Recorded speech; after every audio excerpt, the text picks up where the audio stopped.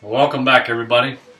Today I'm doing some tool restoration, so I figured I'd just go ahead and turn on the computer and bring you guys along. So today on the chopping block is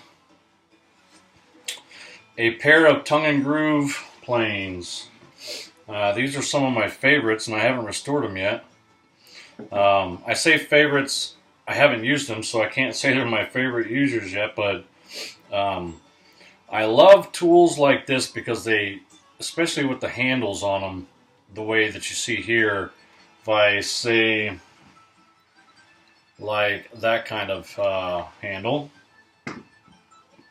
because you can get a much better purchase on this. You can get off, if you're a guy that likes all four fingers on the handle, these are the way to go.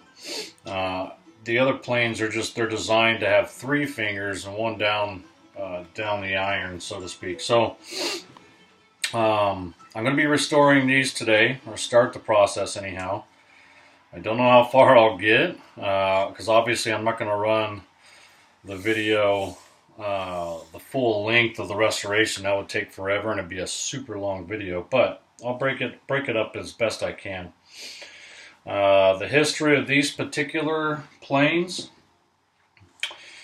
I don't have a lot of information. I couldn't dig up a whole lot, but they are Bensen and Crannell planes out of Albany, out of Albany, New York.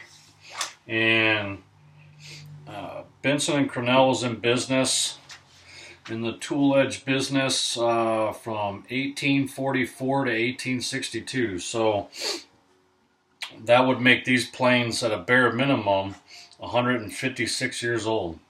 And they're in fabulous shape.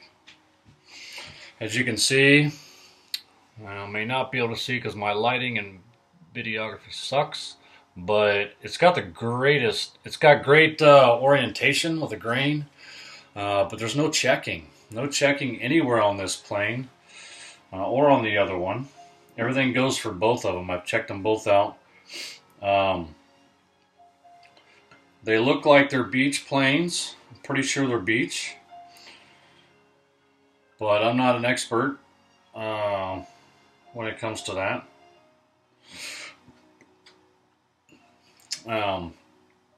What else? The cheeks aren't blown out.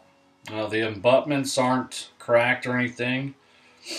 And let's pull the iron out of it. It's not too tight in there.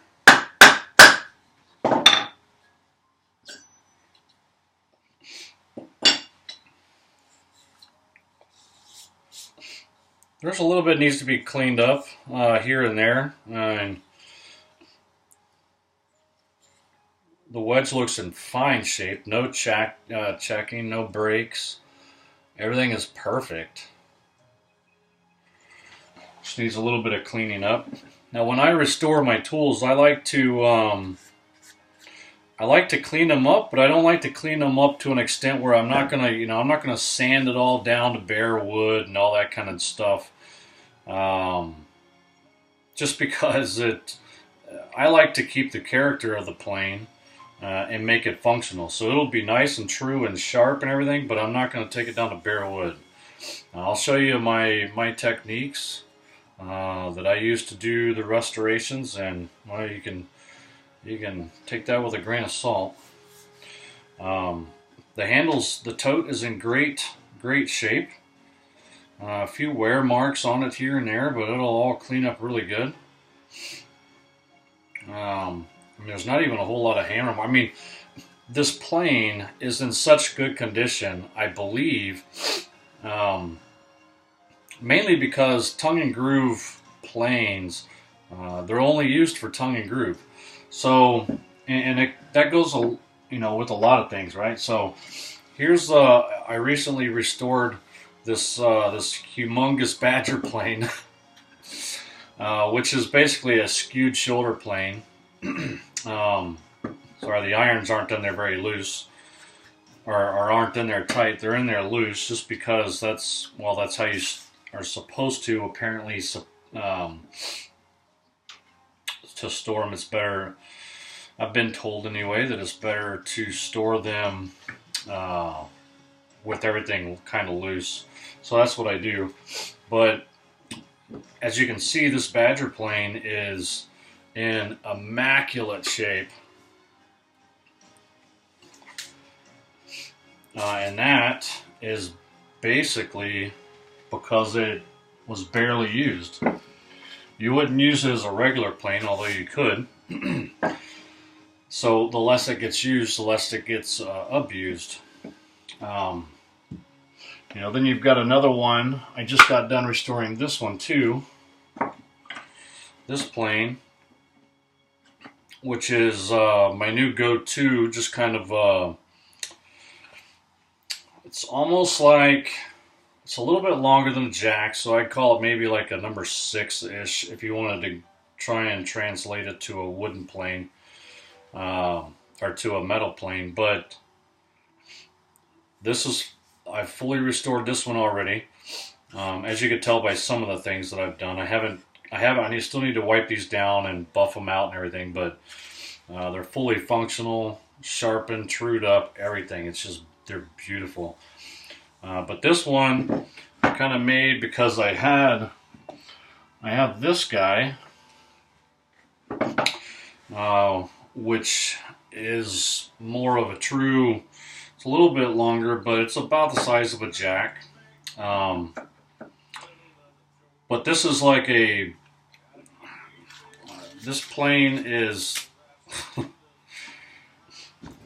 more, I don't know if you'll be able to see or not, but it's got a pretty decent camber on it. And this is what I've kind of turned this one into my, you know, not necessarily a scrub plane, but a roughing plane of sorts.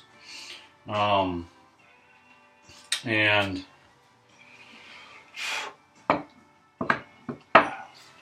if you're wondering why I keep the chips in there just so I know whether it's ready to go or not. I just leave them in there from when last time I set the plane and made sure everything was good and sharp and everything was right, and then I just leave the chips in there so I know they're good to go. This is, so the other one, the Raisley style plane, has turned into my, I love these planes too. I know I've showed it in a different video, but I absolutely love the, I don't know what you call it, a half handle. This style of handle on a Raisley shape, it just gives you so much room. I mean, this is by far the most comfortable handle I've ever had on a plane. Plus, this plane is on a little bit rougher shape.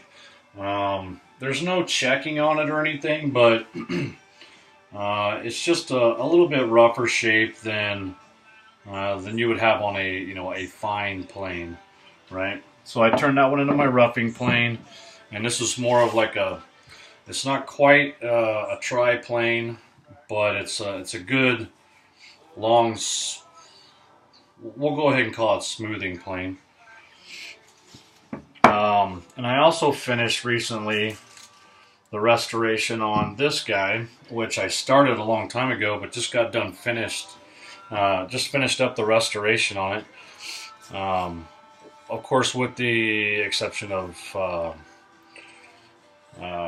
wiping her down with, putting a linseed oil finish and buffing her out and whatnot. But she's all trued up and ready to rock. I love this one too, because even though it's a full handle, you can get your entire handle in there, and it's got this cutout in it. The handle shape sets it apart from every other one I've ever seen. It kind of dives down in there, and it fits so awesome in your hand. But anyway, today is all about bringing this set of tongue and groove planes back to life. So over 150 years old, and they're still in great shape.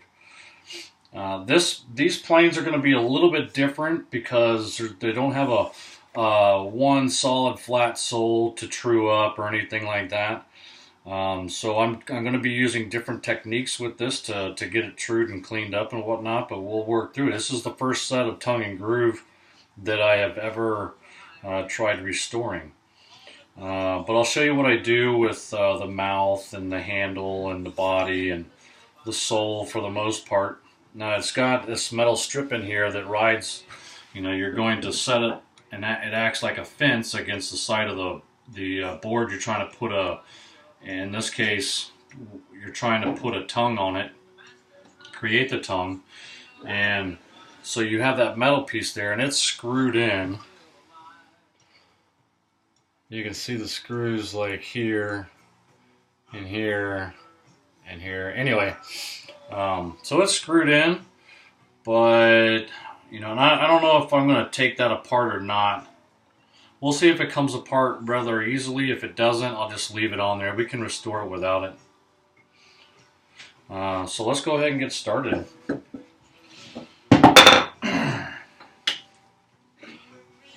I was kind of making a mess earlier and getting cleaned up.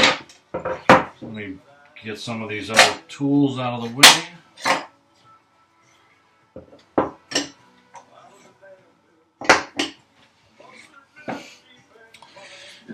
And so there's really, besides that, these three pieces, you don't take the handle out of these guys. Although I'm sure you could, since they were put together most likely with hide glue, you'd just be able to heat it up and pull it out, but I'm not going to do that for obvious reasons. There's no point in it. I just want to clean it up, tune it up, get the iron squared away, and get this guy tested out. So let's try and clean her up. I think I gotta find my scribe. Bear with me for just a moment.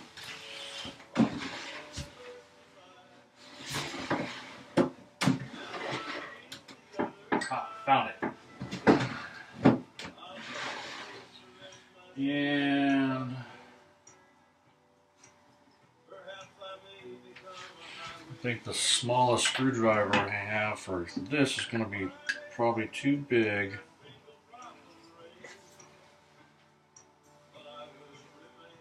Yeah, it's too large.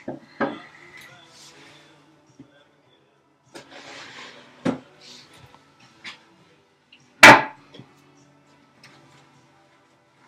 have other screwdrivers.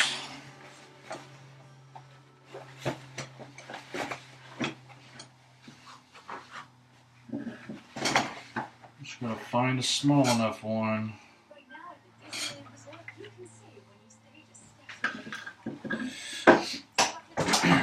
And if you're going to clamp on a plane like I'm getting ready to, just be careful, know where your mouth is, because you don't want to squeeze where the mouth is at. And know that if you compress anywhere around the handle, you're risking possible damage or whatnot to the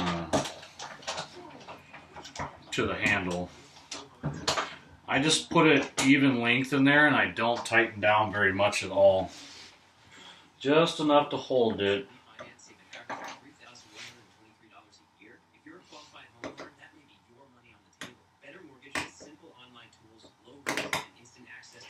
Right now, I'm just cleaning out the slots.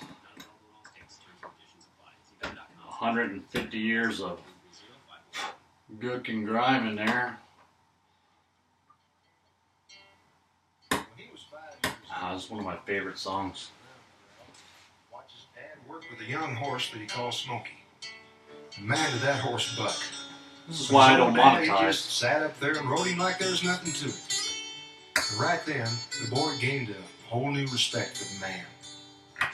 And from that day on, he knew that when he grew up, he wanted to be a cowboy.